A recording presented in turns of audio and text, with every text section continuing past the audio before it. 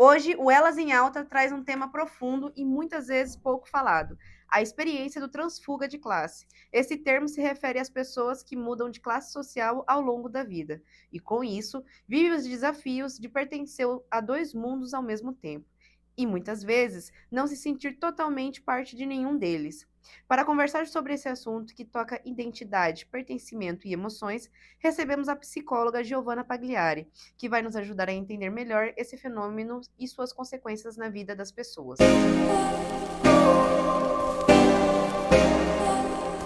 Sejam muito bem-vindos a mais um episódio do podcast Elas em Alta, vozes que inspiram, histórias que conectam. Meu nome é Larissa Souza, sou psicóloga e aqui eu trago história de diversas mulheres incríveis e maravilhosas para poderem te inspirar. Agradecer ao Ateliê de Cachos, que além de sempre cuidar dos meus cachinhos, estamos também dentro do ateliê gravando um podcast a partir desse mês de outubro, né? Então, no mês de outubro, começamos num novo ambiente e vamos ficar aqui por um bom tempo.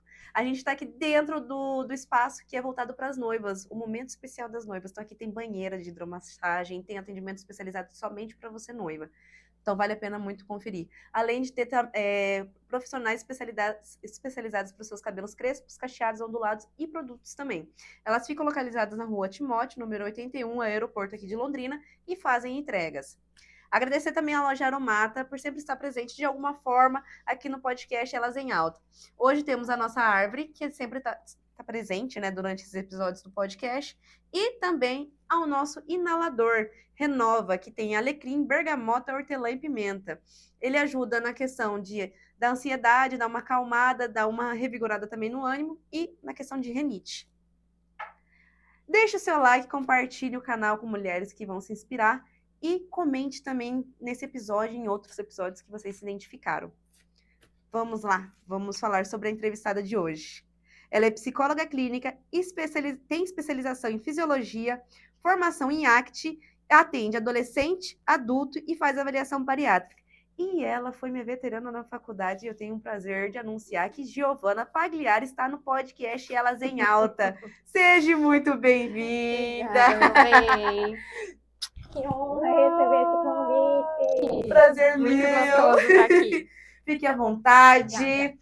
Vamos lá, Gi, vamos falar sobre transfuga de classe. Pois é. Quando ela me falou esse termo, eu sou honesta quando eu falo que eu não sei. Eu falei, tá, que termo é esse? Aí ela me mandou um vídeo, eu comecei a assistir. Falei, gente, eu nunca imaginei. Eu assisti até, eu acho que é assim que fala, TED Talk. Eu assisti, porque eu falei, gente, eu preciso entender mais sobre esse tema.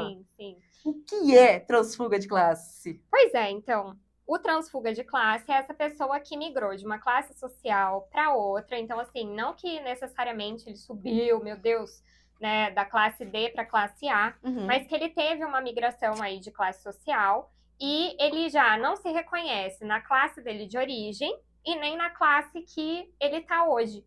Então, assim, é essa pessoa que sente uma culpa, uma saudade, mas principalmente um não pertencimento nesse local que ele hoje adquiriu com esse avanço econômico, social, cultural, né?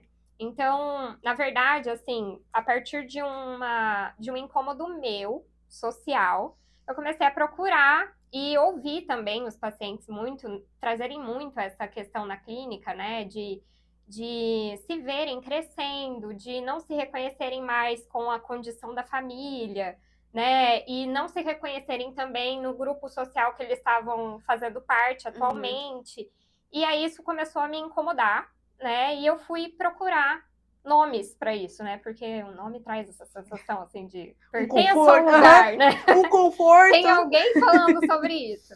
E aí eu fui procurar saber mais, assim, e até que cheguei nesse termo e comecei a ler sobre isso. E, assim, foi uma experiência muito legal para mim, assim, de descoberta, assim. Tanto para mim quanto para os pacientes, quando eu trago, quando eu falo, né? E é um termo novo, né? Ainda estão começando a produzir a respeito, a falar a respeito dessa maneira tão declarada, porque já se falava sobre isso, né? Mas só que não tinha um nome. Exatamente. Porque era uma coisa assim que eu nunca tinha parado para pensar, né? Você trouxe sobre esse tema e aí eu fiquei sobre esse assunto transfuga de classe e eu fiquei refletindo. Eu falei, gente, faz né? Sim. Mas porque aquilo, né? Trazer nome, nomear as Uhum. coisas, traz um conforto e a gente consegue entender Sim, muita coisa. sim, E aí o quanto tá ligado com o emocional também, que não é só sim, isso, você mudar sim, seu status, mas também o emocional como muda, sim, porque você ainda tá preso talvez lá no passado, mas você tá vivendo o presente, só que você também não consegue 100% viver. sim, sim. Foi a Annie Ernaux, se não me engano, em 2022, no Prêmio Nobel de Literatura, que falou pela primeira vez desse termo, sabe?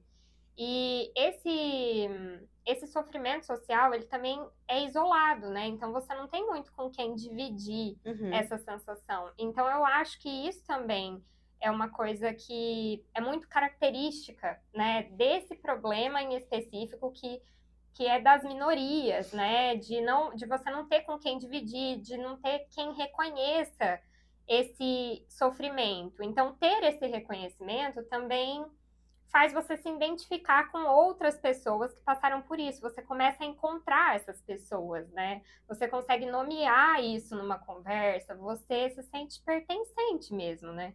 Então, eu acho que isso é muito valioso para quem já se sentiu deslocado e transitando entre dois mundos e não pertencendo a nenhum, né? Então, é por isso que tem sido tão valioso para mim, assim, também essa descoberta, né? Assim, eu tô até monotemática. Que nem eu falei com você, nossa, eu vou contar. Eu tô mandando pra todo mundo, gente, você conhece Transfuga de Classe? Assim, ó, tô chata já, sabe? Aqueles coitados dos meus amigos que vão assistir, né? Tadinhos, né? Porque a gente conhece um tema, você quer falar Aí você pra tá, todo gente, mundo. olha isso, que legal. Aí eu cheguei e as pessoas, nossa, que palavra chique, deu. Sim, Sim, eu é descobri. chique. Não, é chiquérrimo. Sim, é super Eu legal, né? entrevistei, na última entrevistada, eu falei que ia ser transfuga de classe. Ela, Nossa, o que é o que é isso? esse tema? Eu falei, obrigada, me senti acolhida. Eu também não sabia. Mas eu acho que tá sendo realmente novo até, assim, bom, a Annie Ernaux falou lá, assim, prêmio Nobel e tal. E até isso chegar no Brasil e todo mundo, né, reconhecer, saber que esse tema existe, né? Porque realmente, ele já era retratado, né? Sim, sim. Mas a gente não tinha esse nome. Então, eu acho também que não é que as pessoas não conheçam essa dor, que elas nunca tenham ouvido falar a respeito, mas saber que isso tem um nome, que isso está sendo não só retratado na literatura, mas nomeado para todo mundo, que a gente está tirando esse véu desse assunto, é muito precioso, né? É muito valioso. Então, acho que é muito legal a gente poder dividir isso, né, com todo mundo, para que as pessoas se sintam também, assim, nesse lugar, tenham esse lugar de fala, né? Possam. Opa! Estragando o cenário. Que elas possam dividir tudo isso também, né? E quais os maiores desafios? Olha, eu diria que as pessoas transfuga de classe sofrem muito com uma culpa, sabe? Assim, a culpa por crescer. Então, assim. Nossa, é verdade, aquela menina no TED Talk, ela falou, não sei, eu não lembro o nome Sim. dela, Marina? Eu posso ver depois pra gente colocar na legenda. Pode Pode ser, ser? pode ser. Que eu não lembro agora também o nome dela, mas foi através dela que eu soube do tema. Mas assim, eu acho que a culpa representa muito, sabe? Todos os transfuga, porque a falta de pertencimento e a culpa, elas dão as mãos, né? Elas andam juntas. Porque você cresce e você tá feliz por esse crescimento. Então, assim, vamos supor que o seu sonho era conseguir um salário melhor, uma casa, um carro, enfim. Quando você está nesse crescimento, é difícil para você dividir com a classe que você pertence atualmente, porque existe, primeiro, inveja, que é um sentimento, né, todo mundo tem, apesar de não ser todo mundo que admita isso, né? A gente sente isso também. É comum. E você sabe que crescer pode trazer esse sentimento para as pessoas. Além disso, isso pode mudar também a sua identidade, como você se reconhece, né? Os assuntos que você conversa, as roupas que você veste, os locais que você frequenta. Então, existe a culpa de você estar fazendo algo que outras pessoas que você ama não podem fazer, né? E também de, muitas vezes, mostrar essa coisa que você está fazendo, né? Então, assim, existe essa culpa por esse crescimento e também por tudo aquilo que você tem que deixar para trás quando você cresce, né? Nessa moça que a gente viu o TED Talk, ela fala muito dessa questão, e eu acredito que muitas vezes as pessoas podem se sentir assim, de conversas com os pais. Quando você tem essa transfuga de classe e que assuntos você gostaria de trazer, só que você sabe que não vai ser eles não vão saber Não falar vão do mesmo, entender, né? falar sobre o mesmo assunto. Sua linguagem muda, o seu acesso à cultura muda, o seu acesso à educação muda, e aí forma esse ato que você está descrevendo, assim, entre a sua conversa e a conversa da sua classe de origem. Mas também, quando você está na sua nova classe, você também não tem como dividir aquelas suas experiências de infância, enfim, que você se reconhecia, que você se via naquele mundo, que eram naturais para você. E também nesse mundo novo é engraçado, né? Porque eu acho que a gente tem muito a ideia de que quando a gente mudar de classe social, isso vai resolver os meus problemas, né? Então, assim, eu acho que essa é a noção, né? Assim, uau, né? Eu vou ter essa ascensão social e isso vai resolver aqueles problemas que eu estava enxergando aqui atrás, né? Então, assim, sei lá, essa falta de segurança, de estabilidade, né? Ter um acesso à saúde melhor, um conforto maior. Só que você não sabe que você vai viver essa solidão. Você não sabe que você vai ter que deixar algumas coisas para trás, que isso vai ter um preço, que esse conhecimento vai ter um preço. Então, assim, tanto até a liberdade econômica das mulheres, né? Quando a gente fala assim sobre violência, né, contra a mulher, então quando você consegue essa liberdade, quando você conquista essa liberdade, ela também tem um preço que às vezes é muito alto. Às vezes você tem que deixar algumas relações que são importantes para você, mas que não cabem mais, sabe?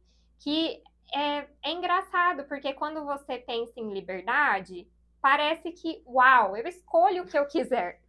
Mas essa liberdade, na verdade, tem um preço, ela tem um custo, esse conhecimento tem um custo, essa liberdade financeira tem um preço, e a gente só descobre de fato esse preço a partir dessa mudança, né? E depois que você passou por essa transformação, meio que não dá para voltar atrás, sabe?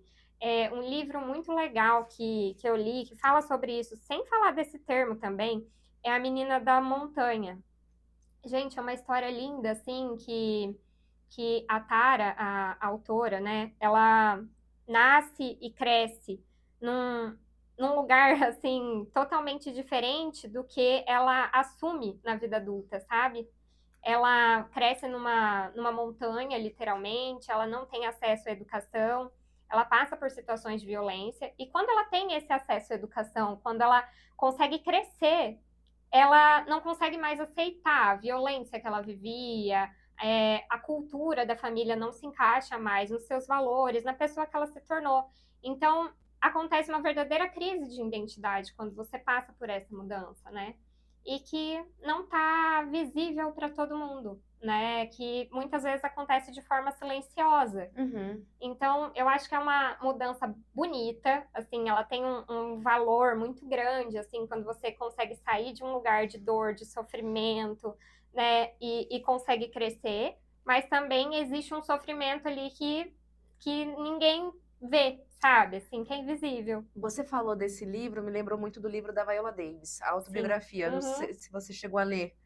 Ainda não, tá na minha lista. É verdade, você me falou. Verdade, você me falou. É uma experiência incrível. É um livro, assim, que ela veio de um lugar muito pobre. Difícil, né? E muito difícil, de muita violência doméstica, do pai quebrar o copo de vidro na cabeça da mãe. Sim. Então, porque essas coisas andam juntas, né? Exato, andam muito juntas. Então, não tem um conhecimento. Ela não sabia como tomar banho, para você ter uma noção. Sim. Então, ela ficava com um cheiro muito forte, com um odor muito forte. Porque ela fazia xixi na cama, ia pra escola, tinha às vezes que não conseguia tomar banho e tinha que ir pra escola desse jeito. Então, assim, o quanto isso, né, a falta do conhecimento prejudicou. Né, a vida dela. E hoje, enquanto uma mulher renomada, uma atriz grandiosa, um grande exemplo, só que tem muitas coisas lá do passado, né? E outro, você tá falando disso, eu lembrei, outro filme também maravilhoso é O Tigre Branco, né? Você chegou a assistir? Não, já anotei o livro, vou anotar esse filme. É um filme que ele fala, além dele falar de tudo isso, ele fala sobre o sistema de castas, sabe? Então é um filme que retratado na Índia e tal, e o protagonista, ele consegue quebrar esse sistema, assim, basicamente, e ele cresce socialmente muito, muito, muito. De forma econômica, ele tem uma ascensão social muito grande. Só que lá, com o sistema de castas e tal, ele teve que abandonar tudo, toda a família, toda a sua história, né, para crescer. Então, o preço disso foi altíssimo para ele, né? E a história retrata exatamente isso. Então, assim, como ele pertencia a uma casta muito baixa, ele não tinha sido ensinado, por exemplo, a escovar o dente. Para ele crescer socialmente, ele precisou aprender essas regras sociais, que são regras que ninguém te conta. Não existe um manualzinho. Olha, agora você chegou a outra classe, parabéns. Então, tá aqui, ó, lê que você vai aprender. Você tem que passar na marra ali. Você não sabe nada disso. E ele vai contando essa descoberta dele e o quanto ele sente raiva, o quanto ele sente vergonha por tudo que ele era também, sem ter tido acesso a esse conhecimento, né? Então, é uma história muito legal também, porque, além de tudo, traz pra gente um conhecimento sobre esse sistema, que é diferente, né, do que a gente vive, esse sistema todo de castas. Sim, enfim, uma cultura 100% diferente, né? Sim, então eu não consigo nem imaginar o sofrimento dele para conseguir esse crescimento, né? E então tem toda uma questão moral também, né? De como cresce, né? De alpinismo social, né? Enfim, são muitas camadas assim que vão permeando esse assunto. E tem um autor que também tem falado sobre isso, o Edward Lois. Ele escreve um livro que se chama Mudar. E tem um trechinho do livro dele, nem foi ele que falou, até trouxe escrito pra eu não falar coisa que não tá dita ali. A gente ama.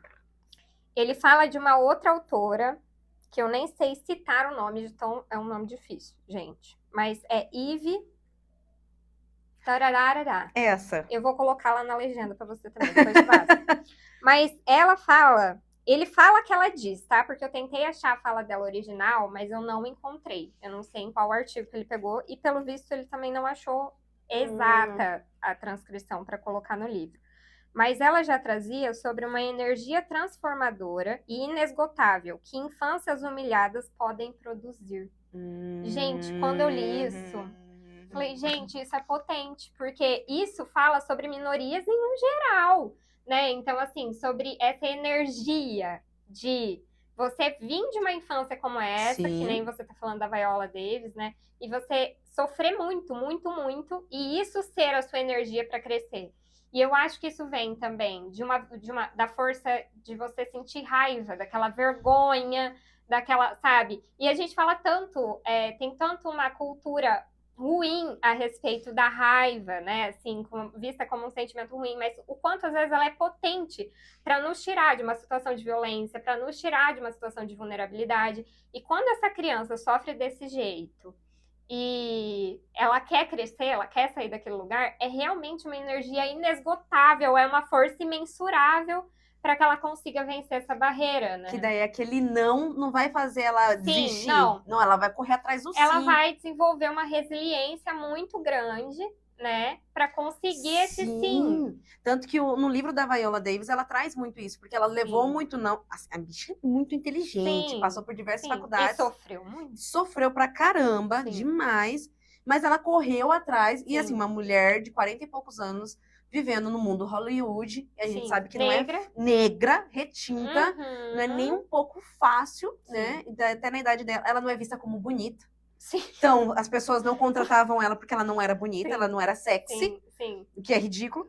Então, enquanto ela foi batendo em barreira e barreira, tanto que How to Get Away from Murder, que eu acho que é a série que ela fez, foi onde ela pôde ser sexy. E muitas pessoas falavam, não, você não vai conseguir. Não, você Sim, não é sexy. sim, E ela foi lá e porque mostrou. ela não preenchia o padrão específico que as pessoas queriam. E ela foi lá e Né? fez com a raiva, com o desejo, tudo. E foi isso que Sim, você sim. acabou de trazer na sua fala. Gente, e isso é impressionante, né? Porque também, muitas vezes, isso também é retratado como uma vingança, né? Tipo, olha, eu vou provar que eu consigo.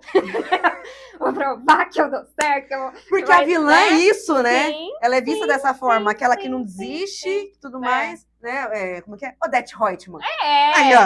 Um olhar desse, né? Um olhar de, olha, eu vou me vingar de todo esse sofrimento, toda essa situação que eu passei, e eu vou mostrar para essas pessoas que me menosprezaram, que me trataram mal, que eu cheguei lá.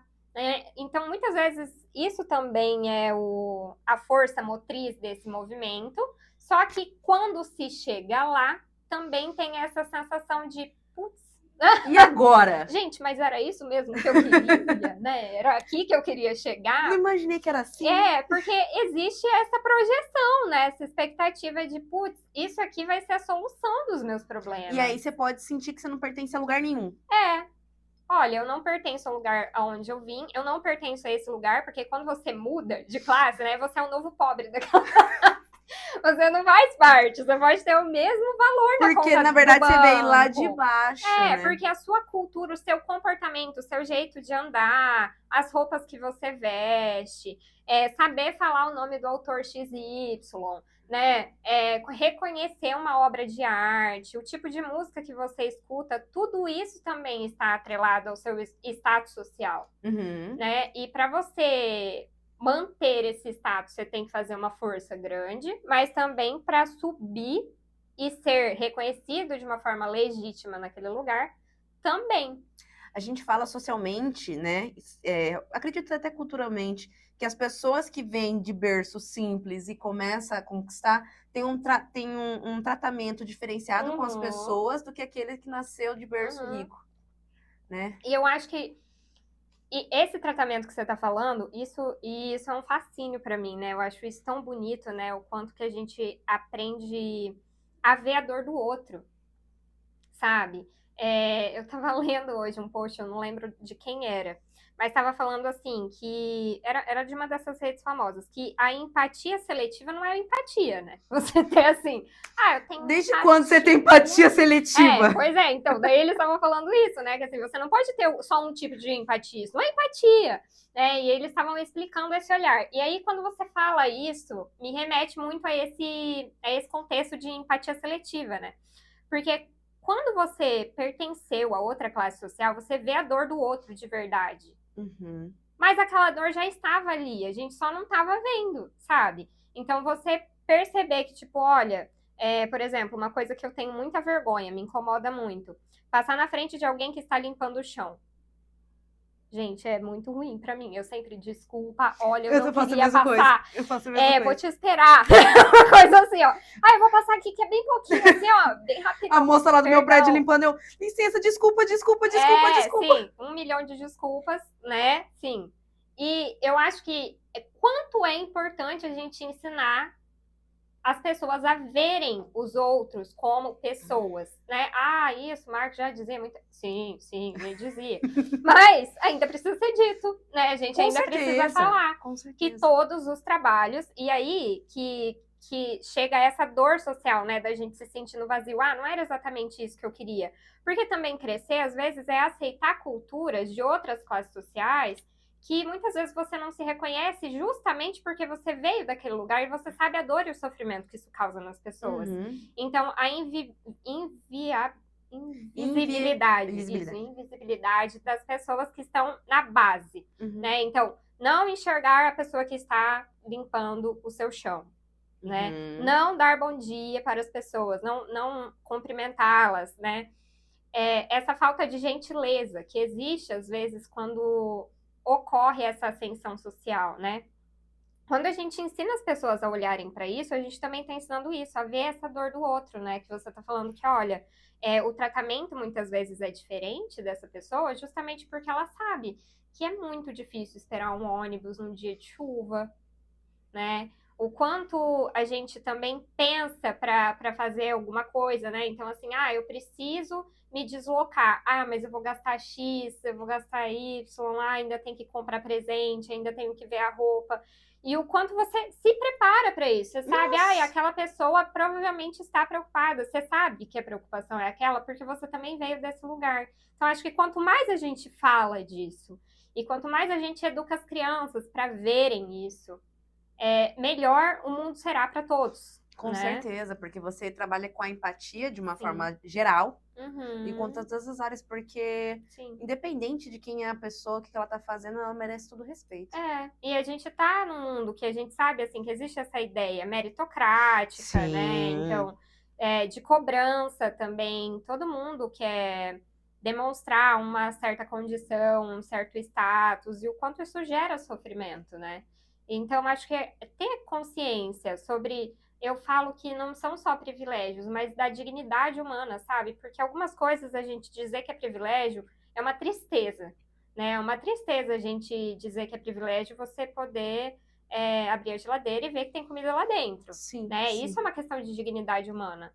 Mas a gente também sabe que no Brasil isso também é um privilégio. Então, acho que ser conhecedor, detentor desse saber, assim, nos torna também responsáveis por fazer esse mundo um pouquinho melhor, Sim, sabe? sim, sim.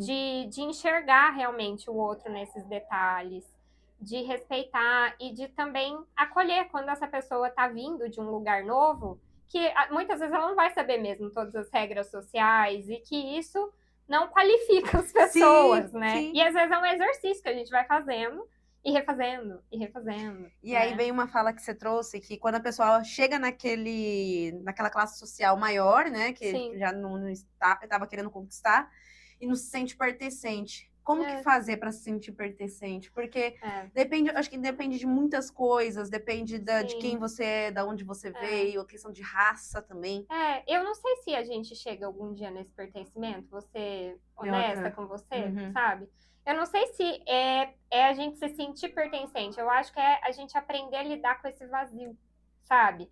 Eu acho que é também reconhecer, porque muitas vezes o crescimento também faz com que a gente tome atitudes das quais a gente não se orgulha tanto. Sim. Então eu acho que é olhar para, olha, isso vale a pena? Qual é o custo para esse crescimento?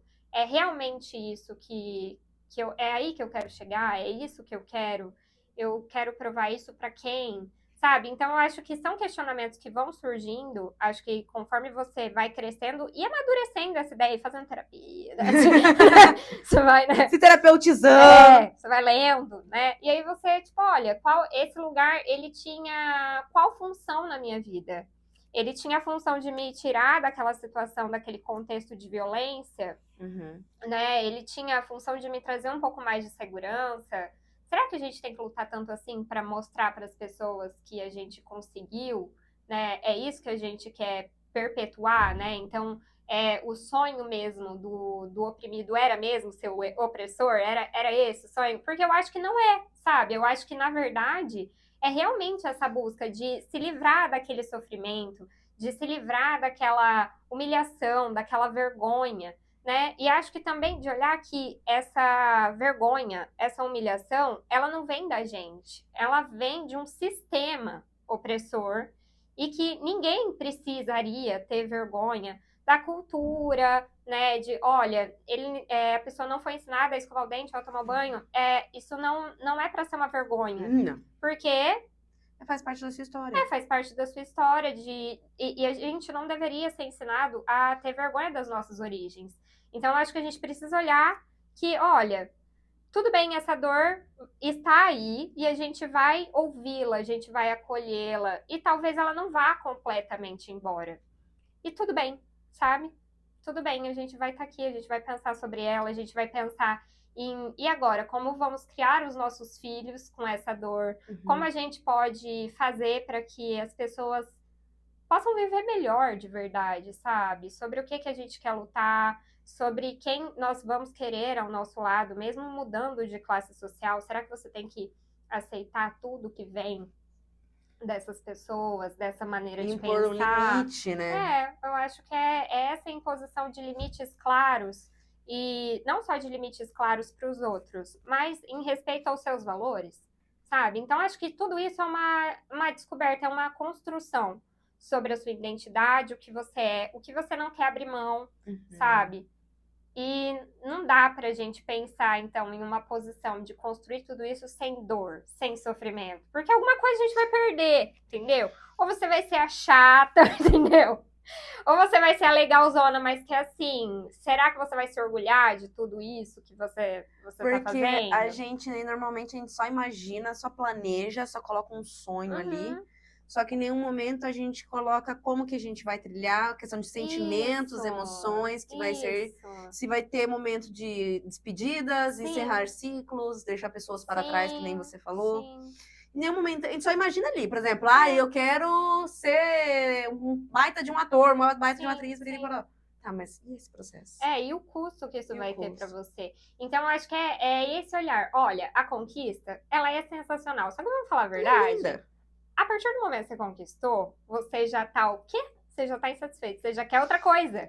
Então, eu acho que, olha, a insatisfação, eu acho que isso também que as redes sociais trazem pra gente, né? Um olhar de que tá todo mundo satisfeito. Mas isso é uma grande mentira, gente. A verdade é que tá todo mundo insatisfeito com alguma coisa.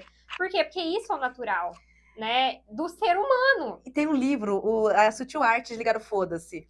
Esse é legal. E também a parte que falta, né? Você também já leu esse? Não, parte que falta. A parte que falta, a Jojo. Ai, gente, saudades. Saudades, bons tempos. Ela leu esse livro inteiro, é um livro infantil, psicanalista, que tem, tipo, um pedacinho de uma pizza faltando uma fatia, basicamente. Que passa o livro inteiro procurando a fatia que falta, que é a parte que falta. E aí chega uma hora que ele encontra, e aí conta sobre isso, sobre esse encontro dessa parte que falta, e se realmente não faltou mais nada depois. Então, assim, não vou contar porque, né, gente, não, já não tem que ir pra vídeo. Jojo. Já procure, vai daqui. Jojo e assistam, porque é muito legal. É esse fato, você chega lá, e aí você fala, putz, era isso que eu queria. Aí você chega, aí no momento seguinte você fala, pô, não era a satisfação que eu esperava. Por quê? Porque nada vai te preencher completamente. Não vai. Nós somos seres insatisfeitos mesmo, No né? livro que eu tava falando, ele fala, tem um recorte que ele fala muito que a gente é baseado em resolver problemas, de forma geral. A gente terminou de resolver um problema, né? A gente já vai atrás de outro. Modo operante. O modo operante. E às vezes a gente nem observa que a gente tá vivendo muita coisa. Esses dias eu tava em casa, e aí eu vi um post no Insta, e me deu um insight. Eu falei, nossa, eu tô reclamando tanto disso, mas isso era o que eu pedia tanto. Exatamente. Eu fiz um post sobre isso também no meu Instagram. Não sei se você viu. Você fez tantos que ultimamente só tô... Tá, mas eu tô amando do muito. Sandman. Foi, que eu repostei recentemente. Isso aí. Foi seu post que eu vi. Então, era isso. Foi seu post que eu vi. Exatamente. A pessoa me chama pra me entrevistar. A pessoa não sabe como eu posso. Gente, é uma luta, né? Eu repostei ainda. Foi ele. É esse Foi que eu postei no Stories. Foi ele que eu parei. Menina, eu dormi, eu juro, tá no meu celular, que eu grupo comigo mesma.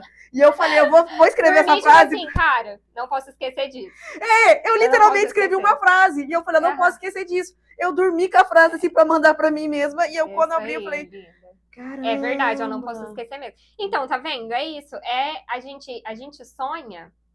E realmente, no nosso sonho, as coisas são perfeitas. Você não sabe o custo que essa coisa vai ter.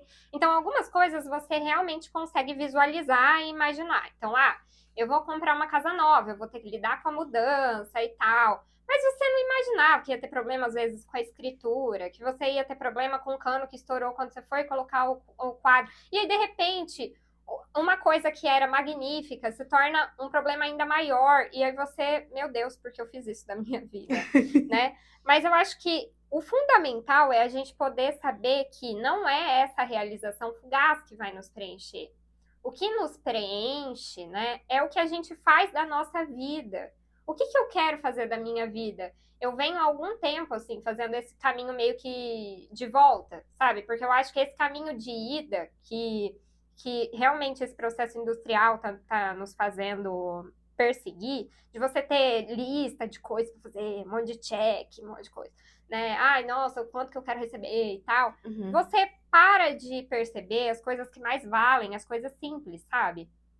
E aí você para de olhar o ipê amarelo que tá lindo, maravilhoso, sabe? Você para de ver o passarinho cantando. Coisas que, assim, gente, é pra isso que a gente vive, sabe? Somos animaizinhos complexos, assim, que precisam disso também. Isso é qualidade pra nossa vida. Não é só uma questão de status, não é só uma questão de poder econômico, né? Mas é essa dignidade que todo mundo deveria ter, sabe? E que acho que às vezes quando a gente pensa em crescer, a gente tá disposto a abrir mão. Ah, não, eu faria, vixe, eu faria o que for. Só que chega uma hora que você não aguenta mais.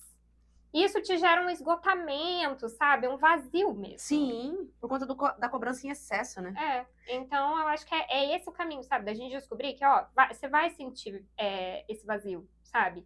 E você vai aprender a lidar com ele. A gente vai parar de ficar tentando tapar tudo que era buraquinho, tudo que é coisinha que a gente vê pela frente. A gente, olha, dói isso aqui.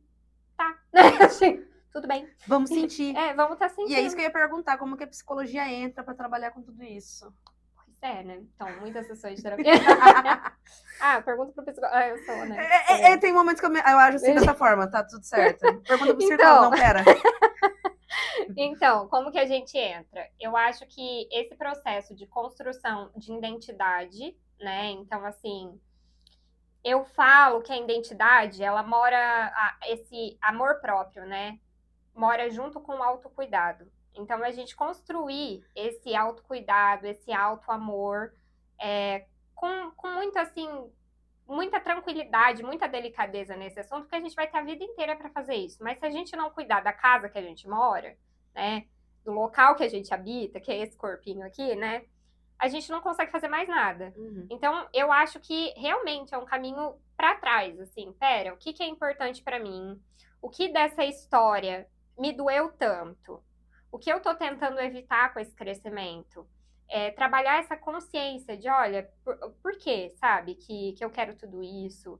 Para quem que eu quero provar? O que tá me motivando? Com honestidade, o que tá me motivando é a raiva, é a frustração, é o medo, sabe? É o medo de viver aquilo de novo. Enfim. E a partir desse conhecimento, dessa consciência, aí a gente vai encontrando os caminhos. Aí eu quero tentar sim uma reaproximação com a minha família, mesmo tendo sofrido violência naquele lugar. Eu quero tentar de novo.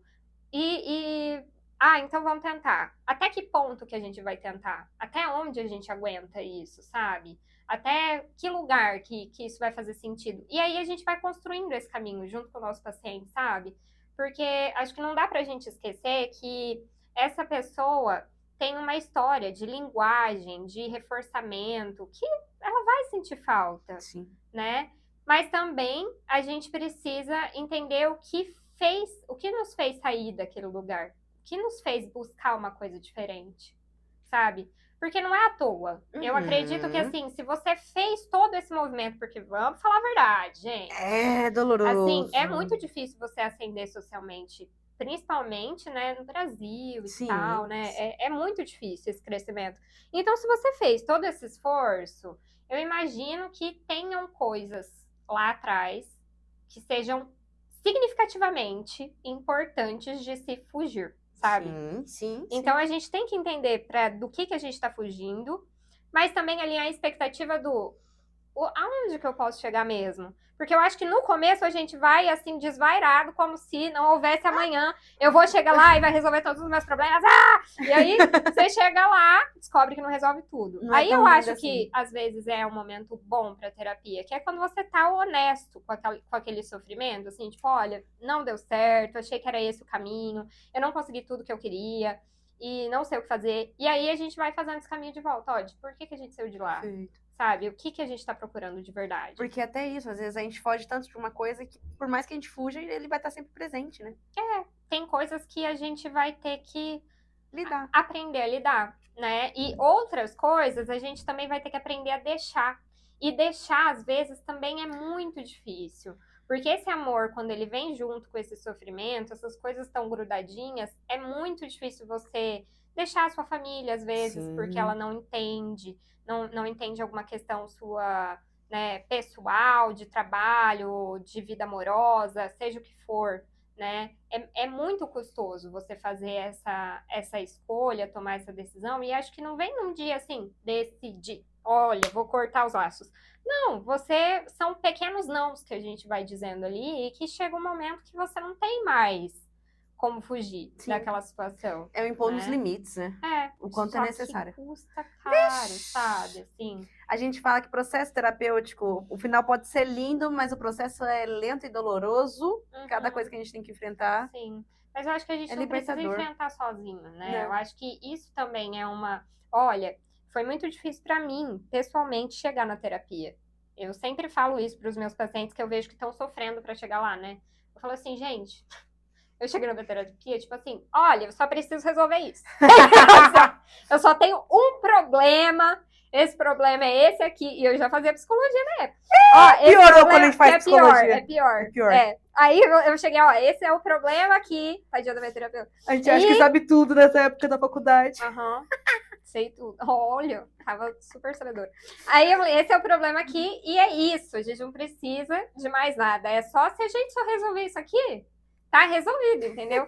Então, eu acho que a gente, quando chega lá e você descobre que você tem outras pessoas, hoje, depois de fazer terapia, nossa, faço há muitos anos, agora eu não quero mais resolver todos os problemas. Eu já sou tipo assim, quem vai me ajudar a resolver esse problema? Surge um problema, é muito mais fácil. Ai, gente, é dor na coluna, é o ortopedista. O ortopedista não é reumatologista, é o fisioterapeuta. Eu já tô acionando todo mundo pra ninguém me deixar com o BO sozinha. Porque, gente, a gente já tem tanto problema, gente, pra lidar, sabe? Se a gente puder dividir, eu acho que, sabe, só tende a somar. Ajuda muito. Deixa esse processo um pouco mais leve.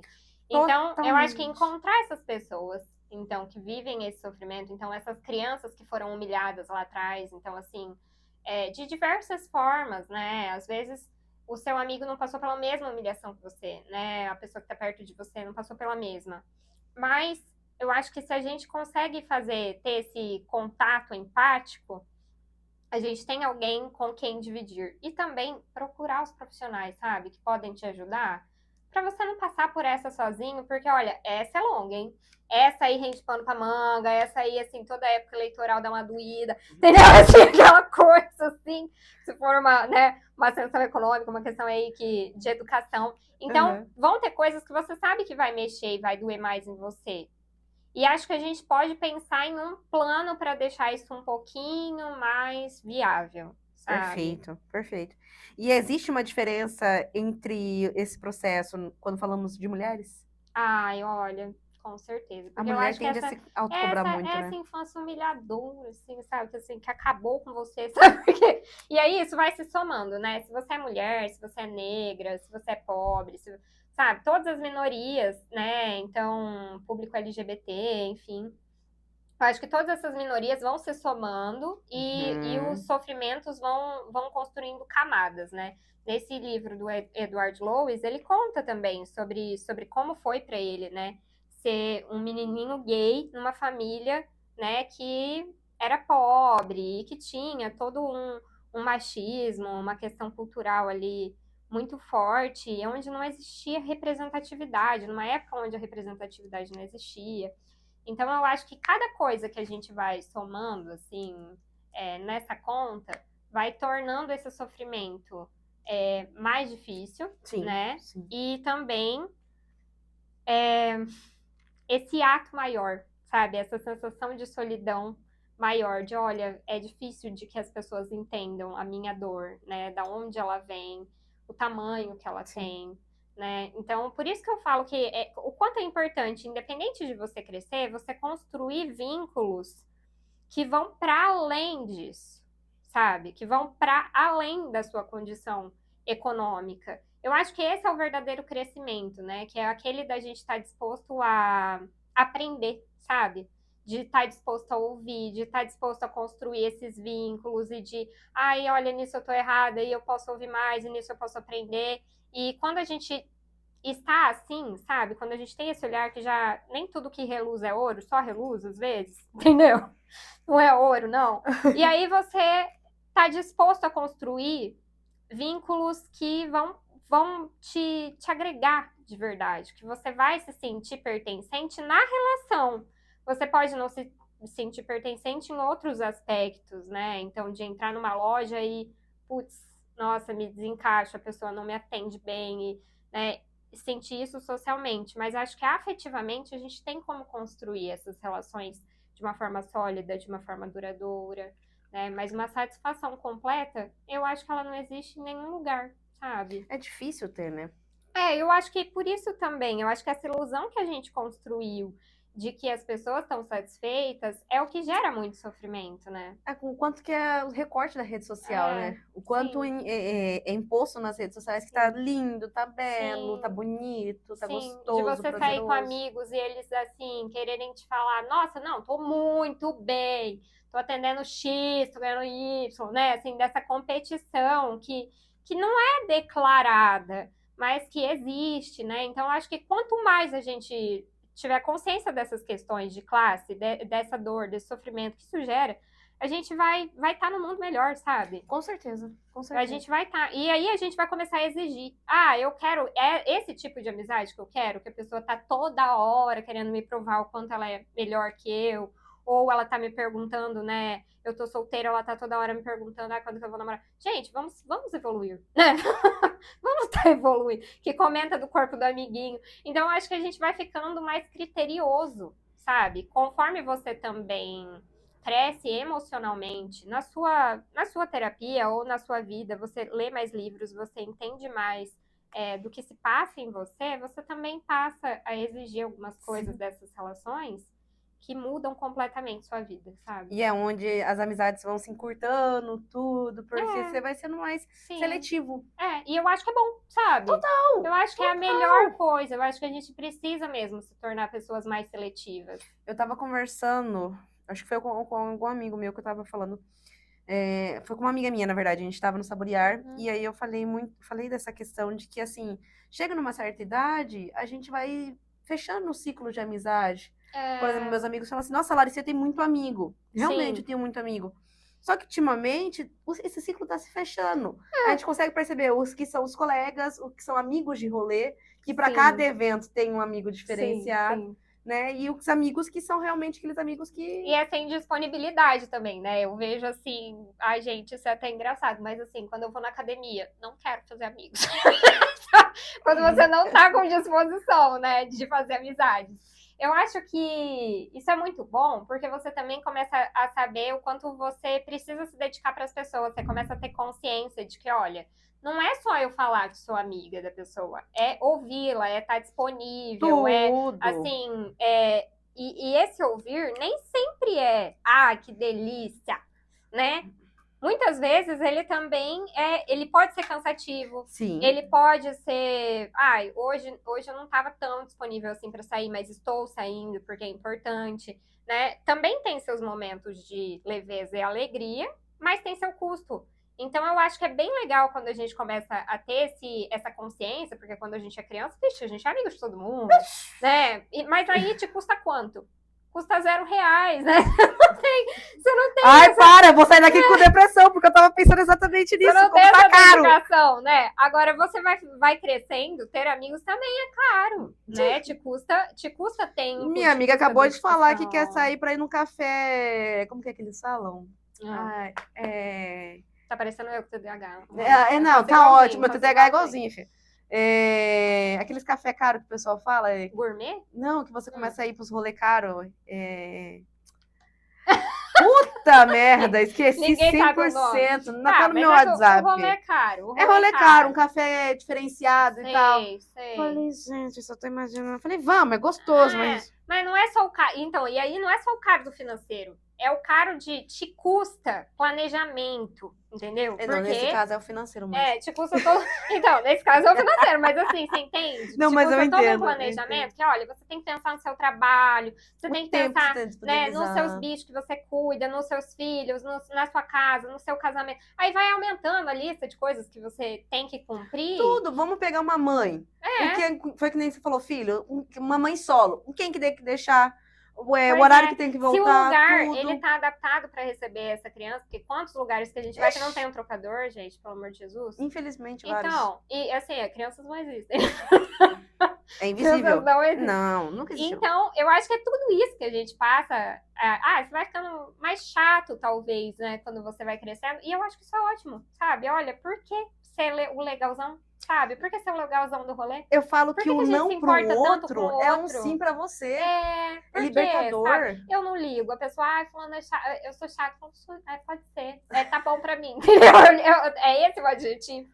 Tá bom, eu tô aceitando. Porque você é realmente importante pra você essa relação? Uhum. Você quer mesmo, então assim, ascendir socialmente, você quer mesmo ser visto por essas pessoas dessa maneira? Então, vai Por vendo quê? essa Por questão. que isso é tão importante? Por que essas pessoas são tão importantes pra você? Esse olhar delas é importante pra você? E a gente tem que tomar muito cuidado nisso, né? O quanto a opinião do outro é importante pra sua vida. Gente, porque senão o que a gente vai fazer da nossa vida?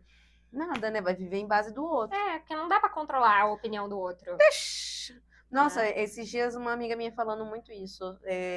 Que ela tá passando por transição capilar e uma pessoa virou pra ela e falou: ai, eu não cortaria o cabelo do curto do jeito que tá. Eu não sei. Falei, não escute pessoas que vão te desanimar.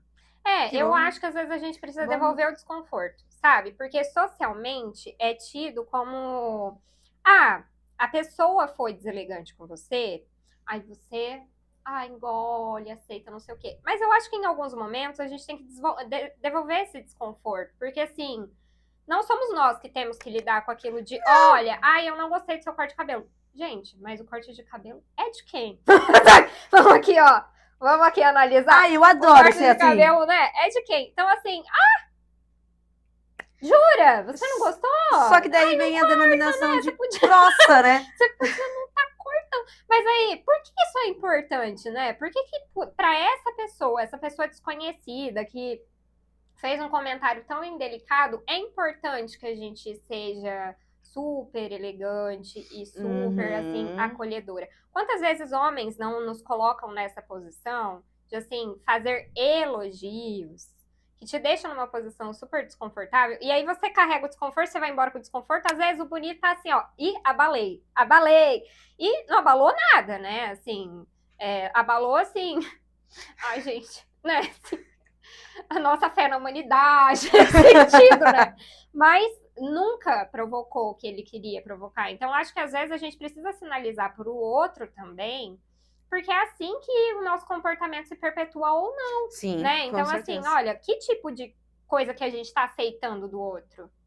Você tá aceitando esse tipo de comentário, assim? Eu não, com certeza, ela não abriu espaço e tal, mas a pessoa comentou, né? Não é obrigação nossa devolver, então assim, não quero que a culpa não é da vítima, meu Deus do céu. Mas eu acho também que a gente precisa saber que a gente tem o direito também, quando a pessoa é deselegante com você, você tem o direito de devolver a deselegância. Querida! Nossa! Não corta! Assim, olha, você precisa cortar ou... desculpa, eu pedi pra você comentar sobre o meu corte, eu não... Olha, o seu corte é feio, eu não falei nada. Sim, tem 1 milhão de comentários que dá pra você devolver, né? Tipo, senhora. Não, mas tem gente que senhora, né? Tem gente que, ou olha... uma olhada feia, às vezes você não vai responder nada, mas só uma olhada, tipo, né? Só pra tipo, deixar, assim, bem, assim, confortável o clima pra pessoa, né? Pra deixar ela bem, tipo... Traz um pouquinho... pra ela se tocar, que não tá legal. Né? É um ponto, né? Porque eu acho isso muito necessário. Porque eu falo que o não pro outro é um sim pra você, que nem eu falei anteriormente. Sim. E se o outro tá falando, te deixando desconfortável, foi o que você falou, traz o desconforto pra ele também. Talvez você possa fazer isso. E não que você é obrigada a fazer, mas se você estiver disposta, devolve. Se é um dia que você não tá querendo carregar, você pode estar devolvendo. Entendeu? Tranquilamente. Amor, pra finalizar o podcast Elas em Alta, né? A gente tem esse nome porque a gente acredita no empoderamento e no poder feminino. Sim. E eu gostaria que você deixasse uma mensagem para as mulheres que estão passando por esse momento de transfuga de classe, que estão se sentindo perdidas.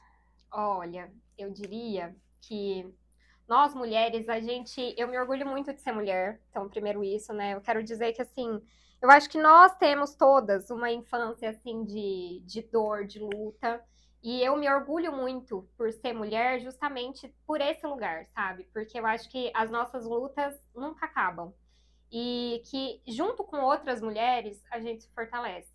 Então, eu acredito muito nessa força de compartilhar, de ter amigas, de não esquecer de nós mesmas, sabe? De não deixar se afogar em maternidade, trabalho, matrimônio e estreitar esses laços de amizade mesmo, sabe? Se fortalecer como mulher e como pessoa, não deixar de cuidar de si mesma. Eu acho que eu deixaria essa mensagem, sabe? Porque eu acho que é muito fácil a gente se perder nessas funções e entender que, tipo, a gente entende, né, desde o princípio que nós temos essa função de cuidar do outro, mas a gente faz isso pouco pra gente. Então, eu acho que se fosse para eu dizer uma coisa para todas as mulheres é isso, sabe? Cuidem de si mesmas, se fortaleçam, sabe? Cuidem das suas amigas, não se deixem para trás, sabe? Porque é tão importante o cuidado do outro quanto o seu próprio, sabe? Então, põe a máscara primeiro e depois a gente cuida do resto.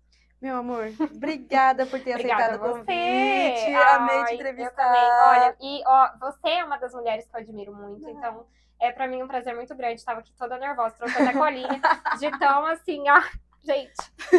Mas tá sendo muito bom estar aqui pra Que mim, bom, de verdade. amor. Obrigada. Imagina. Deixa suas redes sociais onde as pessoas podem te encontrar. Então, tem meu Instagram, @Giovanna Pagliari, e é isso. Vou deixar aqui na descrição. Sigam Isso. ela no Instagram. E é isso. Obrigada por mais um episódio, por terem acompanhado mais um episódio do podcast Elas em Alta. Até um próximo episódio. Tchau, tchau. Tchau.